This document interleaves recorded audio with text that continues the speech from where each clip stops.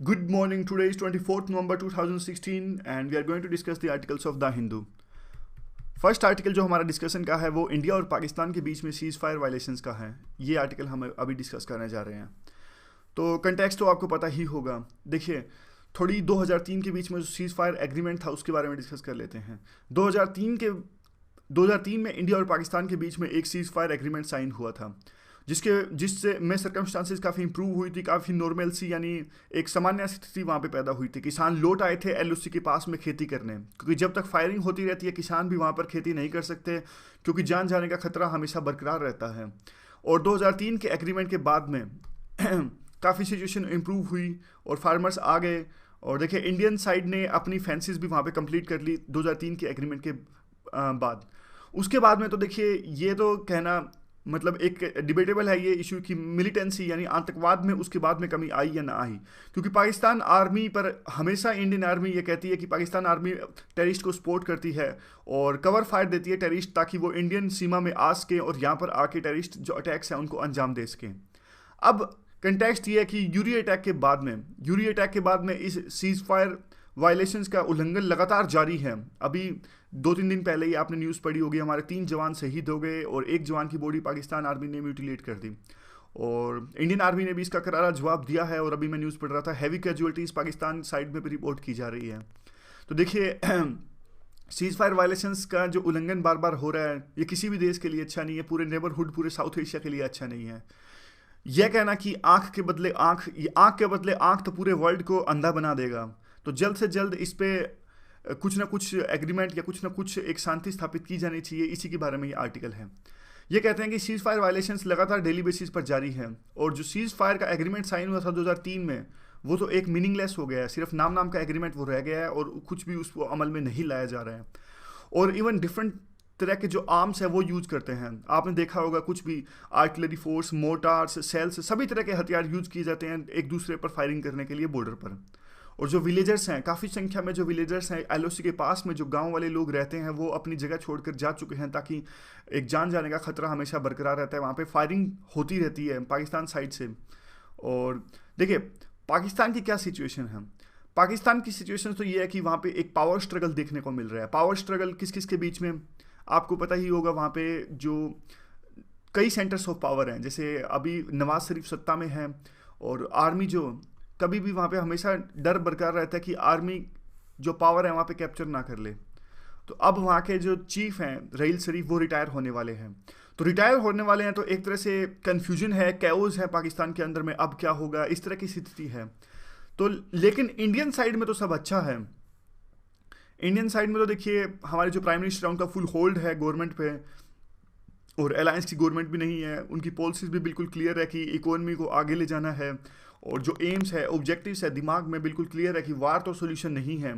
और इंडिया का regional status भी हाई है। आप देख लीजिए, पूरे सार्क के अंदर में इंडिया एक सेंट्रलाइज्ड कंट्री है और एक ज़बरदस्त स्टेटस इंडिया का है। इंडिया इन्फ्लुएंस कर सकता है, पूरे रीजनल पावर इंडिया का है साउथ एशिया में। तो कम से कम इंडिया को कुछ ऐसे स्टेप्स लेने चाहिए ताकि एक पूरे से दोबारा से स्टेटस को आ सके और सीज फायर जो एग्रीमेंट है उसका दोबारा से रिवाइव किया जा सके। जितना जल्दी अगर हम ये करेंगे तो उतना अच्छा है, क्योंकि देखिए, यूरी अटैक के बाद में इंडिया ने सर्जिकल स्ट्राइक किया। यूरी अटैक में हमारे 19 के आसपास जवान शहीद हुए और उसके बाद से, यूरी अटैक के बाद से फायरिंग में भी 17 जवान शहीद हो चुके हैं। सॉरी। तो देखिए, तो कब तक ये जारी रहेगा, हमें जल्द से जल्द कुछ कदम उठाने ही पड़ेंगे। वो दोनों देशों के लिए हेल्पफुल होगा, ना सिर्फ इंडिया के लिए, वो पाकिस्तान के लिए भी हेल्पफुल होगा। हमारे देखिए बड़े बड़े इकोनॉमिक प्लान्स हैं, हम चाइना के मुकाबले में आना चाहते हैं। Make in India, make for India, कई तरह के प्लान्स हमने चला चुके हैं। जो अभी डीमोनेटाइजेशन चलाया है वो उसी तरह के बड़े प्लान का एक हिस्सा है। तो देखिए, हमें इस तरह के बड़े प्लान्स हमारी इकोनॉमी को आगे ले जाना है। फास्टेस्ट ग्रोइंग इकोनॉमी का जो दर्जा है उसे बरकरार रखना है, और एक जो अपनी बड़ी इकोनॉमी बनने की जो इच्छा है, एस्पायरेशंस है, महत्वाकांक्षा है, उसको पूरा करना है। तो देखिए, कुछ ना कुछ कदम तो हमें उठाने ही पड़ेंगे ताकि शांति स्थापित की जा सके बॉर्डर पे। तो ये पूरा आर्टिकल था।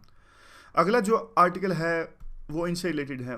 बालामुरली कृष्णा, जो एक कार्नेटिक वोकलिस्ट म्यूजिशियन थे, इनकी डेथ हो गई है। ये साउथ इंडिया के बहुत बड़े सिंगर थे, पूरे इंडिया के, मतलब जो भी ये सिंगर बड़े बढ़िया सिंगर होते हैं, नेशनल फिल्म अवार्ड जिनको मिला होता है, ये हमारे देश के धरोहर होते हैं। बहुत सारे ऐसे सिंगर्स जैसे लता मंगेशकर मान लीजिए आप, इनको नेशनल फिल्म अवार्ड्स मिला, संगीत नाटक academy award, Padma Vibhushan, UNESCO से अवार्ड, कई तरह के अवार्ड्स इनको मिले। बहुत ही ज़बरदस्त योगदान इनका इंडियन म्यूजिक इंडस्ट्री में रहा है।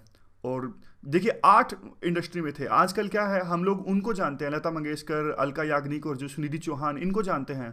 और जो इस तरह के जो म्यूजिशियन होते हैं, कार्नेटिक म्यूजिशियन, तो ये आर्ट म्यूजिशियन होते हैं, इनकी बहुत वैल्यू, आपने पढ़ा ही होगा आर्ट एंड कल्चर में, जो हिंदुस्तानी म्यूजिक और कार्नेटिक म्यूजिक है।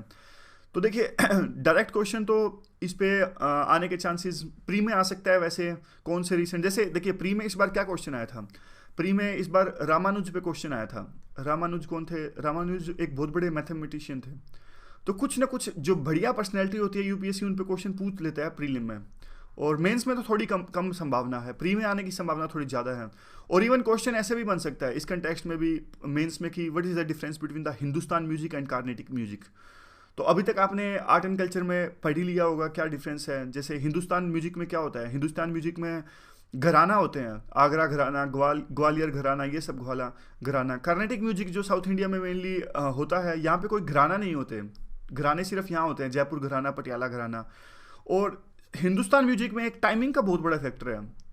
जैसे आपने वो देखा होगा डुमरी त्याल, जो ख्याल होती हैं, ये इन सब में एक टाइमिंग होती है, रात को गाई जाएगी मल्हान और ये सुबह गाई जाएगी। जो राग होती हैं इनमें कोई ऐसी टाइमिंग नहीं होती, यहाँ कोई टाइमिंग नहीं है। यहाँ पे देखिए जो हिंदुस्तान म्यूजिक है ये काफ़ी कल्चर से प्रभावित है, ग्रीक कल्चर से प्रभावित है, और बाहर के कल्चर्स का भी बहुत प्रभाव है।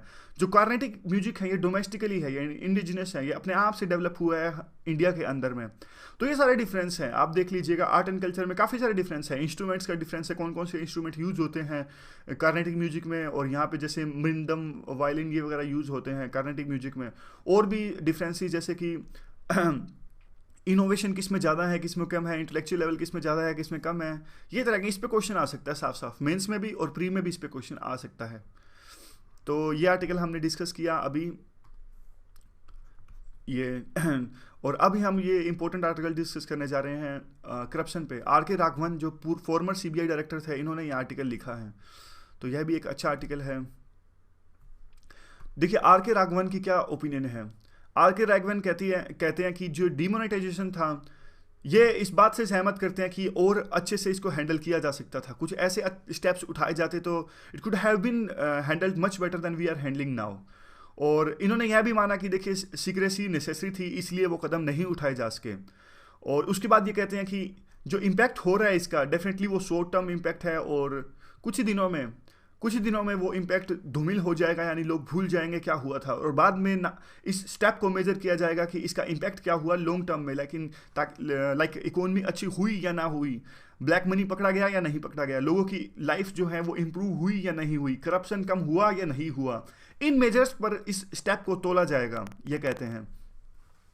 और इसके बाद में ये चीज़ कहते हैं कि जो ये चीज़ यानी जो डिमोनेटाइजेशन था, इससे अगर गवर्नमेंट एक सिग्नल देना चाहती थी करप्ट ब्यूरोक्रेट्स को या फिर करप्ट बिजनेसमैन है उनको, कि अब इंडिया पहला जैसा इंडिया नहीं रहा, अब इंडिया सॉफ्ट पावर नहीं रहा, मतलब सॉफ्ट पावर का मतलब दूसरे कंटेक्स्ट में, सॉफ्ट पावर तो इंडिया की अच्छी है। सॉफ्ट पावर एक कंसेप्ट मैं आपको थोड़ा सा बता देता हूँ।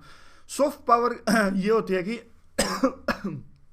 देखिए सॉफ्ट पावर का मतलब है कि इंडिया अपने जो लॉज हैं वो ढंग से इंप्लीमेंट नहीं कर सकता। एशियन ड्रामा एक बुक लिखी थी गुरनार मिडल ने, ये राइटर थे, फॉरेन राइटर थे। इन्होंने कहा जी मेनली इन्होंने थर्ड वर्ल्ड कंट्रीज़ के बारे में ये बात कही थी, और इंडिया के कंटेक्स्ट में उन्होंने मेनली ये बात कही थी। इन्होंने कहा था कि इंडिया जो है और थर्ड वर्ल्ड कंट्रीज हैं, ये अपने लॉज ढंग से इंप्लीमेंट नहीं कर सकते, यानी सरकार में दम नहीं है। जैसे कि इन्होंने कहा कि करप्शन पे स्लो है, लैंड रिफॉर्म्स इतने बढ़िया रिफॉर्म्स थे, आज़ादी के बाद स्टार्ट हुए थे, लेकिन वो ढंग से इंप्लीमेंट नहीं हुए।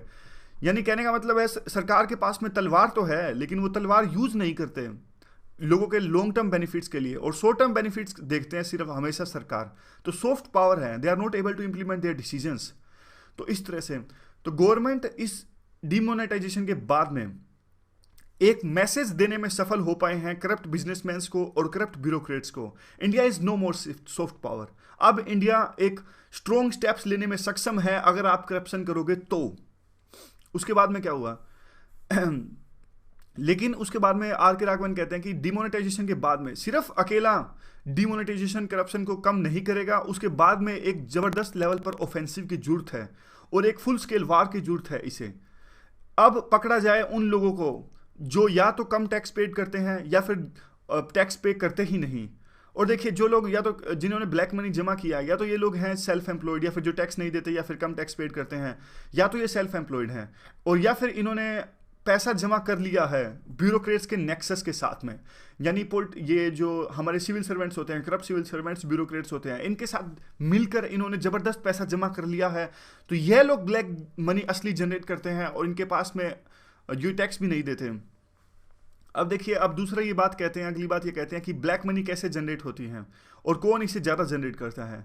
तो ये कहते हैं कि अपने बारे में कहते हैं कि पहले तो इनकी राय यह थी कि ये पैटी करप्शन से, यानी जो कांस्टेबल लेवल पर, छोटे लेवल पे जो करप्शन होता है, जिससे मशीनरी आगे बढ़ती है, फाइल आगे बढ़ती है, जिसे आप FIR दर्ज करवाने पुलिस स्टेशन में गए तो वो रिश्वत की मांग करते हैं 100 रुपये, जिससे आपकी FIR लॉन्च होगी। पहले तो कहते थे कि ये करप्शन कम करना होगा बड़े लेवल पर और बाद में अगले लेवल पर करप्शन कम होगा। लेकिन ये इसी आर्टिकल में कन्फेस करते हैं आर के राघवन कि अब मेरी राय चेंज हो चुकी है। ये कहते हैं कि ज़्यादा करप्शन जो होता है वो क्लास 1 लेवल पे होता है, यानी बड़े ब्यूरोक्रेट्स जो करप्शन करते हैं 2G लेवल, और ये कोल बेस्ड जो घोटाले होते हैं बड़े बड़े लेवल। ये कहते हैं कि ये करप्शन पहले कम होने चाहिए, निचले वाले लेवल पर जो करप्शन होता है वो इतना बड़ा इशू नहीं है। फिर ये क्यों कहते हैं? ये क्लास 11 ऑफिसर्स की बात करते हैं। ये कहते हैं कि जो क्लास 1 ऑफिसर्स होते हैं, जैसे काफ़ी UPSC एक बहुत ज़बरदस्त ढंग से कम्पिटिटिव एग्ज़ाम हैंडल करती है और उसी के थ्रू ये सारे ऑफिसर्स रिक्रूट होते हैं और अभी इनकी पे भी बहुत अच्छी है। 7th पे कमीशन के बाद में जो इनकी पे है वो कम्पिटिटिव है प्राइवेट कंपनीज़ के लेवल से। लेकिन फिर भी अगर ये करप्शन करते हैं तो देखिए एक लालच ही इनके लिए जिम्मेदार है इन चीज़ों के लिए, और यह बहुत ही एबोमिनेबल यानी घृणात्मक चीज़ है। और देखिए एक जुडिशियल में जो डिले होता है बार बार, यानी एक डेटरेंस है वो डाइल्यूट हो गई है। कोई बंदा अगर करप्शन करेगा तो उसको एक डर होना चाहिए कि मैं पकड़ा जाऊंगा तो क्या होगा, लेकिन हमारा जुडिशियल सिस्टम इतना स्लो काम करता है कि इतने साल लग जाते हैं कि सज़ा देने में। तो एक डेटरेंस है, वो डर खत्म हो गया है। तो ये कहते हैं कि जल्दी से, ये कहते हैं कि एक स्ट्रॉन्ग लॉ की जरूरत नहीं है। लॉ जो corruption prevention of corruption act है वो ऑलरेडी बहुत स्ट्रॉन्ग है, लेकिन एक जो लूप होल्स हैं उनको प्लग करने की आवश्यकता है। देखिए यहाँ से तो सारे सही निकलते हैं। राजेंद्र नगर, मुखर्जी नगर, जो जितने भी लोग तैयारी करते हैं शुरू में तो सारे सही होते हैं, लेकिन बाद में जो सक्सेस, कुछ लोग ऐसे होते हैं जो सक्सेस डाइजेस्ट नहीं कर सकते हैं। यानी आप देखिएगा जब सिलेक्ट हो जाते हैं, कुछ लोग सिलेक्ट हो जाते हैं तो क्या होता है, सारे लोग फैसिलिटेट करने लगते हैं, उनको अलग से ट्रीट करने लगते हैं। तो धीरे धीरे उनको लगने लगता है कि we are elites, we are like somewhat better than the others, इस तरह की उनमें भावना आने लगती है। तो शुरू में तो सारे अच्छे ही होते हैं, 10 साल 15 साल के अंदर में सभी अपना अपना एक आइडियोलॉजी इस्टेब्लिश कर लेते हैं, यानी 3-4 साल के अंदर ही उनको पता लग जाता है कि मैं पैसे खाऊंगा, मैं नहीं खाऊंगा। तो इस तरह से देखिए, कुछ अगर आप ऑफिसर बनो तो कुछ देश के लिए कुछ करने, सोसाइटी के लिए कुछ करने का जज्बा रखना, पैसा वैसा कुछ नहीं होता। सिविल सर्विसेज रिफॉर्म से सिविल सर्विसेज में रिफॉर्म्स लाने की ये बात करते हैं, ये एक इशू यहाँ पे उठाते हैं। देखिए इमरजेंसी में क्या हुआ था, 1975 में इमरजेंसी लगाई गई थी, इंदिरा गांधी ने वो इमरजेंसी लगाई थी।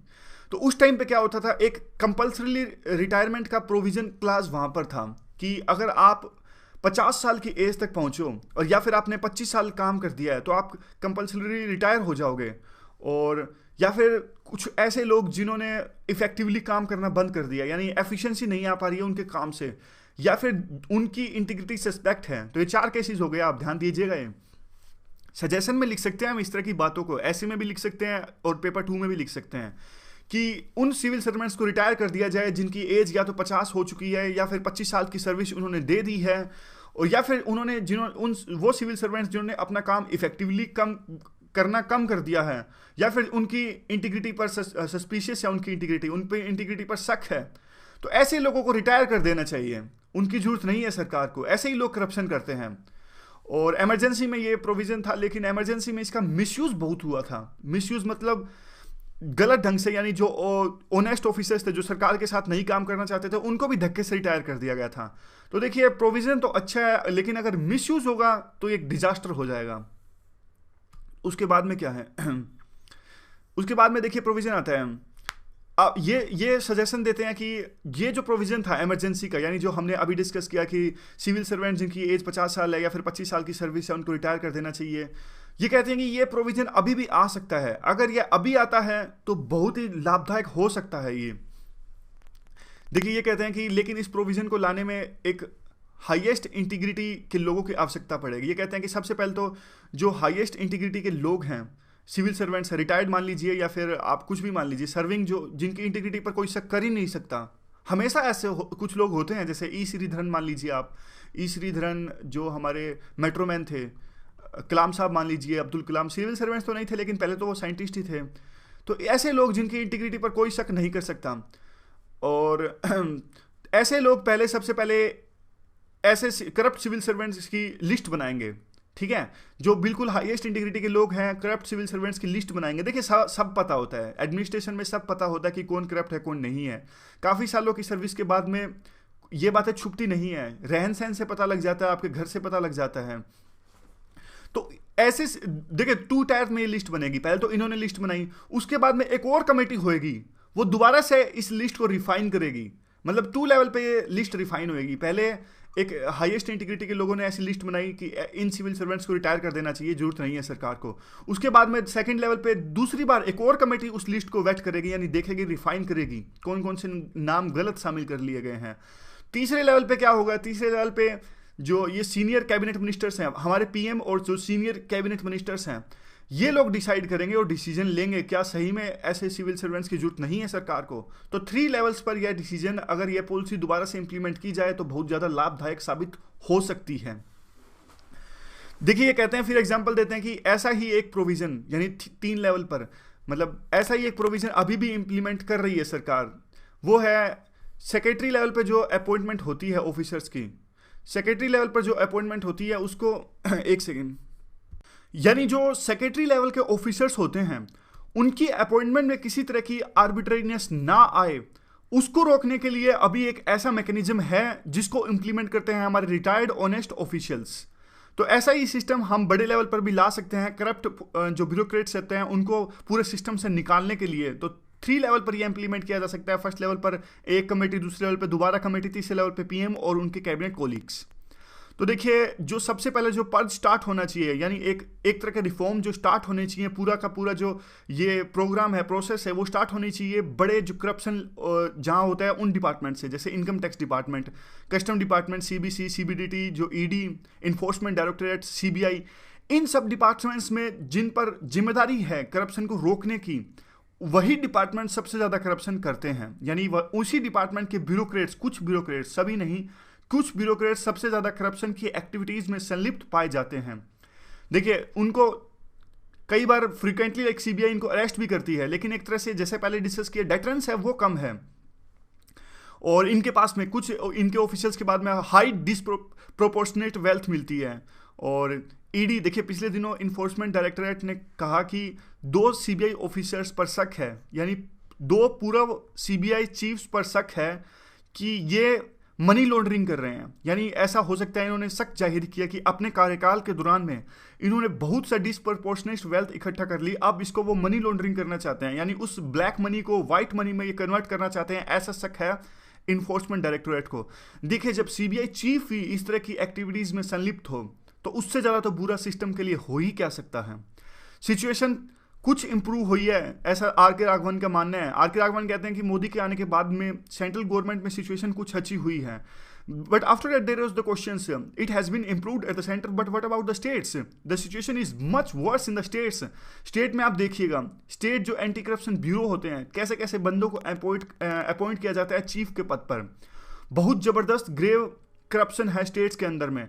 पिछले दिनों ये एग्जांपल भी देते हैं, एक लेडी को एक साउथ इंडियन स्टेट में अपॉइंट किया गया एसीबी चीफ के तौर पर, तो वो कहते हैं कि उस ऑफिसर ने तो काफ़ी डायमेंशंस ऐड किए हैं, ऐसा कहा जाता है सियासी हलकों में और डिपार्टमेंट्स के हलकों में। तो ऐसे बंदों को एसीबी के चीफ पर नियुक्त करना, तो आप एक तरह से कह सकते हैं कि लेन देन को बढ़ाना चाहते हैं, करप्शन को बढ़ाना चाहते हैं। अब इस तरह से अगर करप्शन होगा तो कौन सी इन्वेस्टमेंट आएगी स्टेट्स के अंदर में, कौन सा बिजनेस इस्टेब्लिश होगा, क्यों आएगा कोई बिजनेस करने वहाँ पर?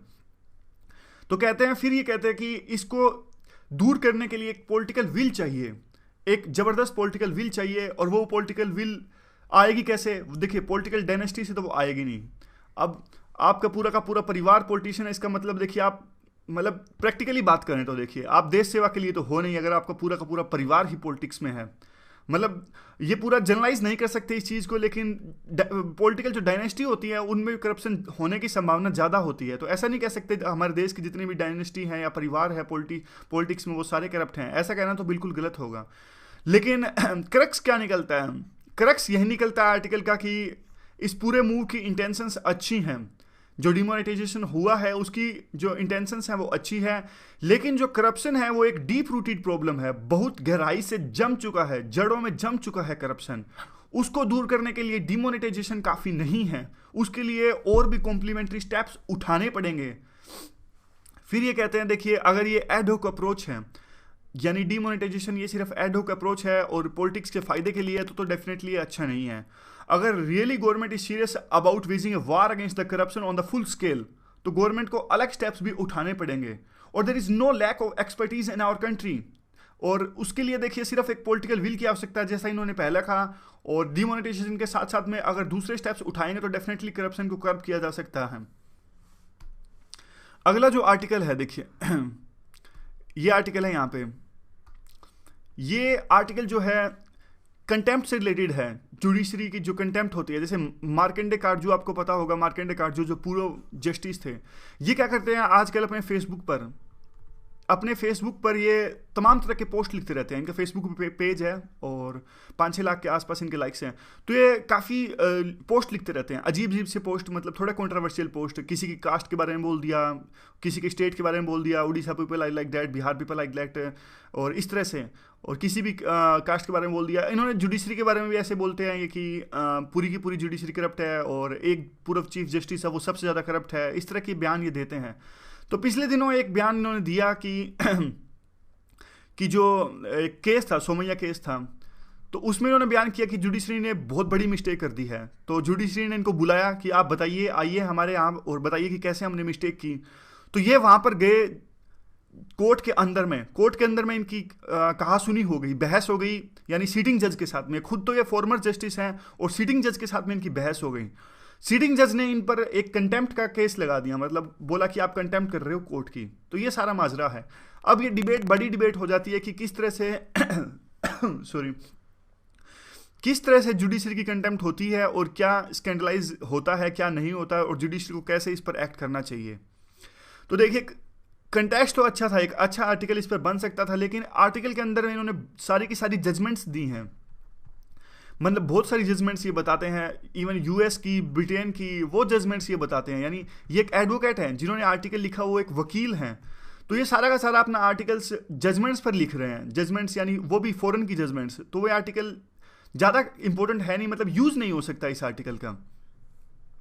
जो अगला आर्टिकल है वो भी ऐसे ही लगा था कि ये ज़्यादा लीगल फिलोसफर्स यानी एथिक्स में एक फिलोसफर का टॉपिक है, एथिक्स में यूज हो रहा है, लेकिन ये भी ज़्यादा कॉम्प्लिकेट ही कर रहे हैं चीज़ों को। तो मतलब आज शाम को देख लूँगा, अगर इसमें कोई भी इंपॉर्टेंट पॉइंट है तो कल डिस्कस कर लेंगे, लेकिन काफ़ी कॉम्प्लिकेट ये कर रहे हैं चीज़ों को। उसके बाद में जो एक आर्टिकल है वो है ई फार्मेसी से रिलेटेड। ये आर्टिकल इंडियन एक्सप्रेस का आर्टिकल है, अच्छा आर्टिकल है। ई फार्मेसीज आपको पता होगा जो इंटरनेट पर, जैसे अमेजोन और फ्लिपकार्ट की कंपनीज हैं जो सारा सामान बेचती हैं, ऐसे ही पर्टिकुलर कंपनीज हैं जो दवाइयाँ मेडिसिन बेचती हैं, यानी इनको कहते हैं ई फार्मेसीज। जो इंटरनेट पर ऑनलाइन कंपनीज हैं, ई फार्मेसीज, ई मेडिकल, कुछ भी कह लीजिए आप इनको। देखिए इनके बहुत सारे फायदे हैं, नुकसान भी काफ़ी है लेकिन फ़ायदे भी काफ़ी हैं। एडवांटेज देख लीजिए पहले आप, मतलब कंटेक्स्ट आर्टिकल में ये नहीं लिखा है लेकिन बैकग्राउंड थोड़ा सा डिस्कस कर लेते हैं क्या फ़ायदे हैं। फ़ायदे तो देखिए है ही, सर्विस सेक्टर में जो लोग हैं और पूरा दिन काम करते हैं, गुड़गांव में, नोएडा में काफ़ी सारी ऐसी कंपनीज है, बेंगलुरु में, जो पूरा दिन काम करते हैं, उनको टाइम ही नहीं मिल पाता मेडिसिन परचेज़ करने का। तो ऐसे लोग ऑनलाइन परचेज़ कर सकते हैं, ऑनलाइन उनको सारे ऑप्शंस दिख जाएंगे, इन्फॉर्मेशन ज़्यादा है, यानी पूरी की पूरी इन्फॉर्मेशन है, कौन कौन सी दवाइयाँ इस चीज़ के लिए हैं और ऑप्शंस अवेलेबल हैं। 24 घंटे इसकी डिलीवरी होएगी, 24 घंटे डिलीवरी होएगी तो एम्प्लॉयमेंट भी ज़्यादा होगा, और अपनी चॉइस है, राइट टू चॉइस, यानी कोई भी मर्जी खरीद सकते हो आप। सारी दवाइयाँ जब आपके सामने होंगी तो देखिए आपको डिपेंडेंट नहीं रहना उस पर, फिजिशियन पे, जो फार्मासिस्ट है उस पर, कि ये दवाई खरीद लीजिए। आप अपने आप से डिसाइड कर सकते हो। राइट टू प्राइवेसी है। प्राइवेसी मतलब देखिए आप जाना नहीं चाहते, आप फिजिकली फार्मासिस्ट यानी मेडिकल स्टोर पर जाना नहीं चाहते, लेकिन कुछ ऐसी दवाई आप खरीदना चाहते हो तो आसानी से आप ऑनलाइन खरीद सकते हो। और सातवां जो है इसमें कि कोई ओल्ड सिटीजन्स हैं, देखिए ओल्ड सिटीजन्स या फिर कोई बीमार आदमी है जिनकी देखभाल के लिए कोई है नहीं घर में, तो उनके लिए भी आसानी है, वो आसानी से ऑनलाइन ऑर्डर कर सकते हैं। तो काफ़ी एडवांटेजेस हैं इसके ऑनलाइन फार्मेसीज़ के। तो नुकसान भी है। नुकसान क्या है? देखिए हमारे इंडिया में एक आदत है, इंडिया में हर कोई डॉक्टर है, यानी जब भी कोई छोटी से छोटी चीज़ होती है, आपको शरीर को नुकसान पहुंचता है, तो आपको राय दी जाती है। ये अच्छी चीज़ है वैसे तो, लेकिन नुकसानदायक चीज़ ऐसे है, एक एंटी माइक्रोबियल जो रेसिस्टेंस है वो पैदा हो जाता है। यानी आप उल्ट पुल्ट दवाई लेते हो तो एक आपको जो बैक्टीरिया है अंदर से, अच्छे वाले बैक्टीरिया हैं वो काम करना बंद कर देते हैं, और जो बेकार वाले बैक्टीरिया है उन पे दवाइयों का असर होना ख़त्म हो जाता है। तो आपको दवाई सोच समझ के लेनी चाहिए ताकि इम्यूनिटी बरकरार रहे। दूसरा, जो अगर आप ऑनलाइन परचेज करते हो तो देखिए, तो सारा डेटा चलो आप फिजिकली आप फार्मासिस्ट से नहीं लेना चाहते क्योंकि आपको शर्म आती है, लेकिन अगर आप ऑनलाइन यूज़ करोगे तो भी तो ऑनलाइन जो है ये कंपनीज ये भी तो आपका डेटा का यूज़ कर सकते हैं। तो प्राइवेसी का हनन तो वहाँ भी है, तो एक यहाँ पे प्राइवेसी का हनन तो यहाँ भी है, ये भी एक फैक्टर है। तीसरा, जो शेड्यूल H1 मेडिसिन होती हैं, शेड्यूल H1 या फिर शेड्यूल कोई भी शेड्यूल मेडिसिन होती हैं, X मान लीजिए आप, तो ये मेडिसिन सिर्फ प्रिस्क्रिप्शन पे दी जाती हैं। तो लेकिन ऑनलाइन जो फार्मासिस्ट होते हैं ये ज़्यादा दवाइयाँ बेचने के लिए क्या होते हैं, एक तरह से इस जो क्लास है इस क्लास को अच्छे से फॉलो नहीं करते और दवाइयाँ दे देते हैं। तो यह भी एक नुकसान है। तो यह कुछ फ़ायदे नुकसान है ऑनलाइन जो फार्मेसीज़ के हैं। आर्टिकल में नहीं दिए, वैसे ही हमने डिस्कस कर लिए। तो अभी क्या कंटेक्स्ट है इस आर्टिकल का? अभी कंटेक्स्ट ये है कि इन्होंने क्या किया है, ऑनलाइन गाइडलाइंस जारी की हैं। ये देखिए हम आर्टिकल में देख लेते हैं। इन्होंने ई फार्मेसी की जो ऑनलाइन इनकी एसोसिएशन है, इन्होंने गाइडलाइंस जारी की हैं, यानी सेल्फ रेगुलेशन की इन्होंने बात करी है। इन्होंने कहा कि शेड्यूल्ड मेडिसिन को बेचने के लिए एक वैलिड स्कैन कॉपी का होना जरूरी है, और इसके बिना हम मेडिसिन ऑनलाइन नहीं बेचेंगे। और ये इन्होंने कहा कि जो एक्स मेडिसिन होती हैं ज़्यादा खतरनाक होती हैं एच से भी। इन्होंने कहा कि एक्स मेडिसिन तो हम बेचेंगे ही नहीं। एक्स मेडिसिन या फिर और कोई भी ऐसी दवाई और कोई भी ऐसी मेडिसिन जिससे आदत पड़ती हो, यानी नशा वगैरह की दवाई, ऐसी दवाई हम नहीं बेचेंगे, इन्होंने कहा। दूसरा, इन्होंने अपनी गाइडलाइंस में जो कंज्यूमर्स हैं और जो कस्टमर्स हैं इनके ग्रेवेंसीज हैं जो इनको भी रीएड्रेस करने की बात कही।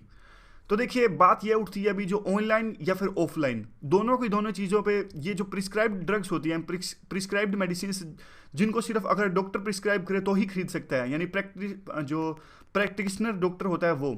तो इन पर क्या होता है, ये जो ऑफलाइन और ऑनलाइन दोनों रिलैक्स अप्रोच अपनाते हैं, यानी बहुत सख्ताई से इस क्लास का यूज नहीं किया जाता। तो उसके बाद जो ये इसको मॉनिटर करता है या जिस लॉ के अंदर आते हैं वो ड्रग्स एंड कॉस्मेटिक्स एक्ट 1940। देखिए जब भी इस तरह के एक्ट आए, ये एक्ट बहुत इंपॉर्टेंट होते हैं। आपको बताता हूँ कैसे।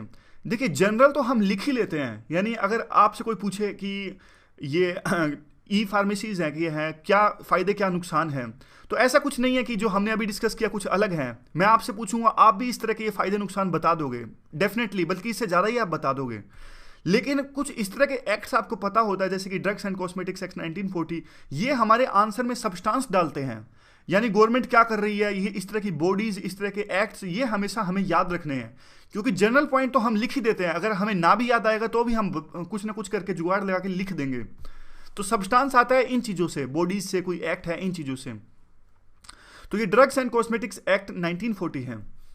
तो यह इसमें साफ साफ गिवन है कि जो भी है, अगर जो मेडिकल स्टोर के जो होते हैं, रिटेलर होते हैं, अगर कोई भी बंदा दवाई प्रिस्क्राइब्ड दवाई लेने जाता है तो वो प्रिस्क्रिप्शन स्लिप चेक करेगा फार्मासिस्ट के मौजूदगी में, यानी उनकी मौजूदगी में वो चेक करेगा कि जो वैलिड प्रिस्क्रिप्शन है या नहीं है, अगर कस्टमर को दवाई देनी चाहिए या नहीं देनी चाहिए।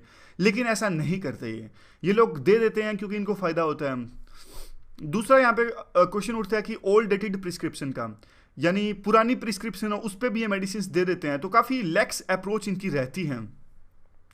देखिए कोई भी इस पर सर्वे या फिर कोई भी डेटा या फिर कोई भी रिसर्च भी नहीं की गई है, तो यानी एक पता भी नहीं है कि कितनी ग्रेव, कितनी सीरियस या प्रॉब्लम है। तो हमें क्या चाहिए, हमें एक तरह से कॉम्प्रिहेंसिव अप्रोच चाहिए ताकि इस तरह की चीज़ों पर लगाम लगाई जा सके। तो देखिए बाद में थोड़ा डेटा देते हैं कि हमारे देश में अभी फ़िलहाल 15 ई फार्मेसी कंपनीज़ हैं, और डेफिनेटली ये कहते हैं कि 2020 तक ये जो इनका बिजनेस है टर्नओवर है 3 गुना हो जाएगा। तो काफ़ी तेज़ी से बढ़ता ये सेक्टर है। लेकिन हमें ध्यान देने की आवश्यकता है कुछ चीज़ों की तरफ में कि ड्रग्स एंड कॉस्मेटिक एक्ट जो है 1940 ये अभी फ़िलहाल के सिनेरियो में सफिशिएंट नहीं है इस तरह के मिसयूज़ को रोकने के लिए।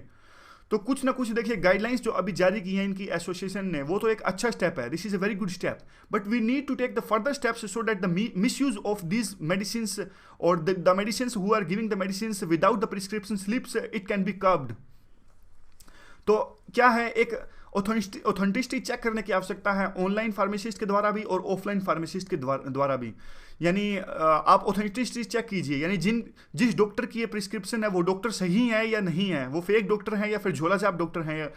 और उसके बाद में जो सेल है उसको भी मॉनिटरिंग करने की आवश्यकता है, यानी ऑनलाइन जो सेल हो रही है कितनी हो रही है, किस मेडिसिन की ज़्यादा हो रही है, पूरा डेटा सर्विलेंस करने की आवश्यकता है। और जो प्राइवेसी होती है, प्राइवेसी का हनन होता है, उसको भी एक रेगुलेशन करने की आवश्यकता है ताकि जो कस्टमर्स का डेटा है वो मिसयूज ना हो। देखिए अब क्या होता है, कई तरह की ऐसी मेडिसिन होती हैं, जैसे थोड़ा सा सिर दर्द हुआ तो क्या हुआ, आप ले लेते हो पैरासीटामोल मान लीजिए, डिस्प्रिन मान लीजिए, सेराडोन मान लीजिए। तो क्या होगा, इस तरह की मेडिसिन अब ये ई फार्मेसीज जैसे अमेजोन बार बार आपको आपके ईमेल में आपने देखा होगा अमेजोन फ्लिपकार्ट ऐड भेजता रहता है, लेकिन इस तरह की चीज़ें आप ई फार्मेसीज कंपनी थोड़ी कर सकते हैं। यानी आप बार बार सर दर्द की दवाई के लिए थोड़ी एडवर्टाइजमेंट कर सकते हैं। तो इस तरह से आपके डेटा का मिसयूज हो सकता है। यह तो अच्छी बात है कि देखिए इन कंपनीज के आने से जो सप्लाई है वो बढ़ी है, यानी दूर दराज के इलाकों में भी अब मेडिसिन जाना आसान हो गया है। क्योंकि होता क्या है, देखिए दूर दराज के मेडिसिन में कई बार जो बढ़िया दवाई होती है वो अवेलेबल हो नहीं पाती है। तो इस तरह के ऑनलाइन फार्मेसी से वो दवाई दूर दराज के इलाकों पर भी अवेलेबल आसानी से हो सकेगी। लेकिन इस पूरे का पूरे सेक्टर को एक तरह से रेगुलेटेड करने की आवश्यकता है, और ताकि इसमें एक अच्छे ढंग से ग्रोथ हो सके और कस्टमर्स का भी इससे फ़ायदा हो सके, कंपनीज का भी इससे फ़ायदा हो सके, सरकार का भी इससे फ़ायदा हो सके और हमारे देश को भी इसका फ़ायदा हो सके। तो ये आज के आर्टिकल्स थे। आज ये पूरे आर्टिकल्स, जैसे ये आर्टिकल काम का नहीं था ऊपर वाला, और नीचे वाला आर्टिकल अगर अच्छा होगा तो हम डिस्कस कर लेंगे, इसको छोड़ेंगे नहीं। So thanks very much for discussion. Differences जैसे कि इनोवेशन किस में ज़्यादा है, किस में कम है, इंटेलेक्चुअल लेवल किस में ज़्यादा है, किस में कम है, ये तरह के इस पे क्वेश्चन आ सकता है साफ साफ, मेंस में भी और प्री में भी इस पे क्वेश्चन आ सकता है। तो ये आर्टिकल हमने डिस्कस किया अभी ये और अभी हम ये इंपॉर्टेंट आर्टिकल डिस्कस करने जा रहे हैं करप्शन पे। आर के राघवन जो फॉर्मर सीबीआई डायरेक्टर थे, इन्होंने ये आर्टिकल लिखा है, तो यह भी एक अच्छा आर्टिकल है। देखिए आर के राघवन की क्या ओपिनियन है। आर के राघवन कहते हैं कि जो डिमोनेटाइजेशन था, ये इस बात से सहमत करते हैं कि और अच्छे से इसको हैंडल किया जा सकता था, कुछ ऐसे स्टेप्स उठाए जाते तो it could have been handled much better than we are handling now. और इन्होंने यह भी माना कि देखिए सीक्रेसी नेसेसरी थी, इसलिए वो कदम नहीं उठाए जा सके। और उसके बाद ये कहते हैं कि जो इम्पैक्ट हो रहा है इसका, डेफिनेटली वो शॉर्ट टर्म इम्पैक्ट है और कुछ ही दिनों में वो इम्पैक्ट धूमिल हो जाएगा, यानी लोग भूल जाएंगे क्या हुआ था, और बाद में इस स्टेप को मेजर किया जाएगा कि इसका इम्पैक्ट क्या हुआ लॉन्ग टर्म में। लेकिन लाइक इकोनॉमी अच्छी हुई या ना हुई, ब्लैक मनी पकड़ा गया या नहीं पकड़ा गया, लोगों की लाइफ जो है वो इम्प्रूव हुई या नहीं हुई, करप्शन कम हुआ या नहीं हुआ, इन मेजर्स पर इस स्टेप को तोला जाएगा, ये कहते हैं। और इसके बाद में ये चीज़ कहते हैं कि जो ये चीज़ यानी जो डिमोनेटाइजेशन था, इससे अगर गवर्नमेंट एक सिग्नल देना चाहती थी करप्ट ब्यूरोक्रेट्स को या फिर करप्ट बिजनेसमैन है उनको कि अब इंडिया पहला जैसा इंडिया नहीं रहा, अब इंडिया सॉफ्ट पावर नहीं रहा, मतलब सॉफ्ट पावर का मतलब दूसरे कंटेक्स्ट में, सॉफ्ट पावर तो इंडिया की अच्छी है। सॉफ्ट पावर एक कंसेप्ट मैं आपको थोड़ा सा बता देता हूँ। सॉफ्ट पावर ये होती है कि देखिए सॉफ्ट पावर का मतलब है कि इंडिया अपने जो लॉज हैं वो ढंग से इंप्लीमेंट नहीं कर सकता। एशियन ड्रामा एक बुक लिखी थी गुरनार मिडल ने, ये राइटर थे, फॉरेन राइटर थे। इन्होंने कहा जी मेनली इन्होंने थर्ड वर्ल्ड कंट्रीज़ के बारे में ये बात कही थी और इंडिया के कंटेक्स्ट में उन्होंने मेनली ये बात कही थी। इन्होंने कहा था कि इंडिया जो है और थर्ड वर्ल्ड कंट्रीज हैं ये अपने लॉज ढंग से इंप्लीमेंट नहीं कर सकते, यानी सरकार में दम नहीं है। जैसे कि इन्होंने कहा कि करप्शन पे स्लो है, लैंड रिफॉर्म्स इतने बढ़िया रिफॉर्म्स थे आज़ादी के बाद स्टार्ट हुए थे लेकिन वो ढंग से इंप्लीमेंट नहीं हुए। यानी कहने का मतलब है सरकार के पास में तलवार तो है लेकिन वो तलवार यूज़ नहीं करते, लोगों के लॉन्ग टर्म वो इनसे रिलेटेड है। मंगलमपल्ली बालामुरली कृष्णा जो एक कार्नेटिक वोकलिस्ट म्यूजिशियन थे, इनकी डेथ हो गई है। ये साउथ इंडिया के बहुत बड़े सिंगर थे, पूरे इंडिया के, मतलब जो भी ये सिंगर बड़े बढ़िया सिंगर होते हैं, नेशनल फिल्म अवार्ड्स जिनको मिला होता है, ये हमारे देश के धरोहर होते हैं। बहुत सारे ऐसे सिंगर्स जैसे लता मंगेशकर मान लीजिए आप, इनको नेशनल फिल्म अवार्ड्स मिला, संगीत नाटक academy award, Padma Vibhushan, UNESCO से अवार्ड, कई तरह के अवार्ड्स इनको मिले। बहुत ही ज़बरदस्त योगदान इनका इंडियन म्यूजिक इंडस्ट्री में रहा है और देखिए आर्ट इंडस्ट्री में थे। आजकल क्या है, हम लोग उनको जानते हैं, लता मंगेशकर, अलका याग्निक और जो सुनिधि चौहान, इनको जानते हैं। और जो इस तरह के जो म्यूजिशियन होते हैं, कार्नेटिक म्यूजिशियन, तो ये आर्ट म्यूजिशियन होते हैं, इनकी बहुत वैल्यू, आपने पढ़ा ही होगा आर्ट एंड कल्चर में, जो हिंदुस्तानी म्यूजिक और कार्नेटिक म्यूजिक है। तो देखिए डायरेक्ट क्वेश्चन तो इस पे आने के चांसेस प्री में आ सकता है। वैसे कौन से रिसेंट, जैसे देखिए प्री में इस बार क्या क्वेश्चन आया था, प्री में इस बार रामानुज पे क्वेश्चन आया था। रामानुज कौन थे? रामानुज एक बहुत बड़े मैथमेटिशियन थे। तो कुछ ना कुछ जो बढ़िया पर्सनैलिटी होती है यूपीएससी उन पे क्वेश्चन पूछ लेता है प्रीलिम में, और मेंस में तो थोड़ी कम संभावना है, प्री में आने की संभावना थोड़ी ज़्यादा है। और इवन क्वेश्चन ऐसे भी बन सकता है इस कंटेक्स्ट में भी मेंस में कि what is the difference between the Hindustan music and Carnatic music. तो अभी तक आपने आर्ट एंड कल्चर में पढ़ ही लिया होगा क्या डिफरेंस है। जैसे हिंदुस्तान म्यूजिक में क्या होता है, हिंदुस्तान म्यूजिक में घराना होते हैं, आगरा घराना, ग्वालियर घराना, ये सब घराना। कार्नेटिक म्यूजिक जो साउथ इंडिया में मेनली होता है, यहाँ पे कोई घराना नहीं होते, घराने सिर्फ यहाँ होते हैं, जयपुर घराना, पटियाला घराना। और हिंदुस्तान म्यूजिक में एक टाइमिंग का बहुत बड़ा फैक्टर है। जैसे आपने वो देखा होगा धुमरी त्याल, जो ख्याल होती हैं, ये इन सब में एक टाइमिंग होती है, रात को गाई जाएगी मल्हान और ये सुबह गाई जाएगी। जो राग होती हैं इनमें कोई ऐसी टाइमिंग नहीं होती, यहाँ कोई टाइमिंग नहीं है। यहाँ पे देखिए जो हिंदुस्तान म्यूजिक है ये काफ़ी कल्चर से प्रभावित है, ग्रीक कल्चर से प्रभावित है, और बाहर के कल्चर्स का भी बहुत प्रभाव है। जो कार्नेटिक म्यूजिक है ये डोमेस्टिकली है, ये इंडिजिनस है, ये अपने आप से डेवलप हुआ है इंडिया के अंदर में। तो ये सारे डिफरेंस हैं, आप देख लीजिएगा आर्ट एंड कल्चर में काफ़ी सारे डिफरेंस है। इंस्ट्रूमेंट्स का डिफरेंस है, कौन कौन से इंस्ट्रूमेंट यूज़ होते हैं कार्नेटिक म्यूजिक में, और यहाँ पे जैसे मृदंगम, वायलिन, ये वगैरह यूज़ होते हैं कार्नेटिक म्यूजिक में। और भी जगह छोड़कर जा चुके हैं ताकि एक जान जाने का खतरा हमेशा बरकरार रहता है। वहाँ पे फायरिंग होती रहती है पाकिस्तान साइड से। और देखिए पाकिस्तान की क्या सिचुएशन है, पाकिस्तान की सिचुएशन तो ये है कि वहाँ पे एक पावर स्ट्रगल देखने को मिल रहा है। पावर स्ट्रगल किस किस के बीच में, आपको पता ही होगा, वहाँ पे जो कई सेंटर्स ऑफ पावर हैं। जैसे अभी नवाज शरीफ सत्ता में है, और आर्मी जो कभी भी वहाँ पे हमेशा डर बरकरार रहता है कि आर्मी जो पावर है वहाँ पे कैप्चर ना कर ले। तो अब वहाँ के जो चीफ हैं रहील शरीफ, वो रिटायर होने वाले हैं।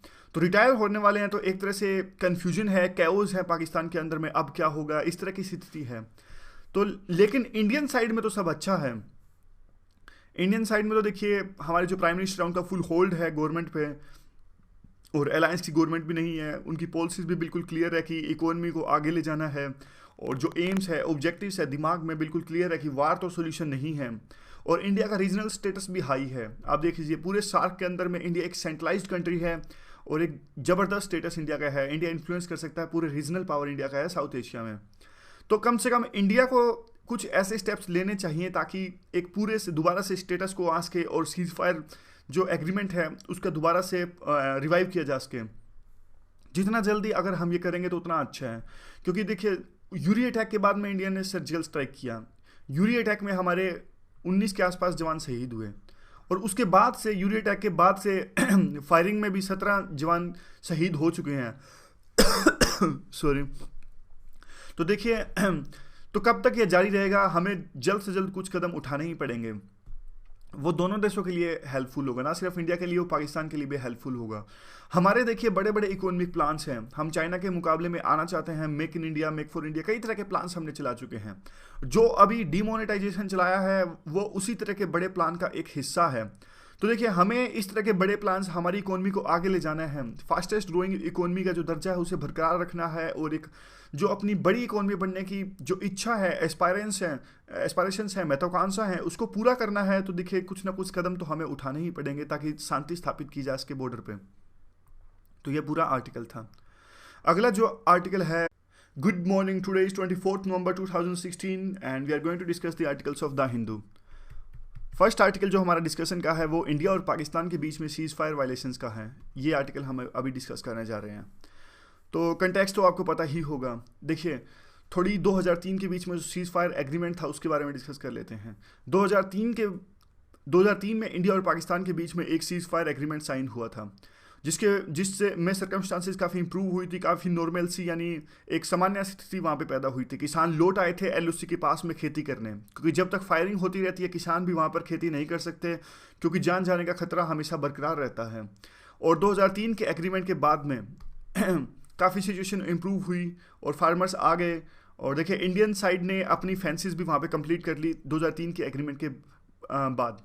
उसके बाद में तो देखिए ये तो कहना मतलब एक डिबेटेबल है ये इशू कि मिलिटेंसी यानी आतंकवाद में उसके बाद में कमी आई या ना आई, क्योंकि पाकिस्तान आर्मी पर हमेशा इंडियन आर्मी ये कहती है कि पाकिस्तान आर्मी टेररिस्ट को सपोर्ट करती है और कवर फायर देती है टेररिस्ट, ताकि वो इंडियन सीमा में आ सकें और यहाँ पर आके टेररिस्ट जो अटैक्स हैं उनको अंजाम दे सकें। अब कंटेक्स्ट ये है कि यूरी अटैक के बाद में इस सीज फायर वायलेशंस का उल्लंघन लगातार जारी है। अभी 2-3 दिन पहले ही आपने न्यूज़ पढ़ी होगी, हमारे 3 जवान शहीद हो गए और 1 जवान की बॉडी पाकिस्तान आर्मी ने म्यूटिलेट कर दी और इंडियन आर्मी ने भी इसका करारा जवाब दिया है। और अभी मैं न्यूज़ पढ़ रहा था, हैवी कैजुअलिटीज़ पाकिस्तान साइड में भी रिपोर्ट की जा रही है। तो देखिए सीज फायर वायलेशंस का जो उल्लंघन बार बार हो रहा है ये किसी भी देश के लिए अच्छा नहीं है, पूरे नेबरहुड पूरे साउथ एशिया के लिए अच्छा नहीं है।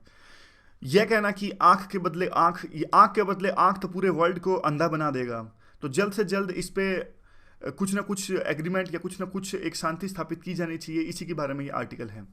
ये कहते हैं कि सीज फायर वायलेशंस लगातार डेली बेसिस पर जारी है और जो सीज फायर का एग्रीमेंट साइन हुआ था 2003 में वो तो एक मीनिंगलेस हो गया है, सिर्फ नाम का एग्रीमेंट वो रह गया है और कुछ भी उसको अमल में नहीं लाया जा रहा है।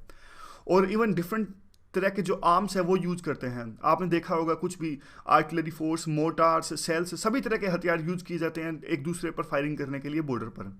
और जो विलेजर्स हैं, काफ़ी संख्या में जो विलेजर्स हैं एलओसी के पास में, जो गांव वाले लोग रहते हैं, वो अपने बेनिफिट्स के लिए और शॉर्ट टर्म बेनिफिट्स देखते हैं सिर्फ हमेशा सरकार, तो सॉफ्ट पावर है, they are not able to implement their decisions.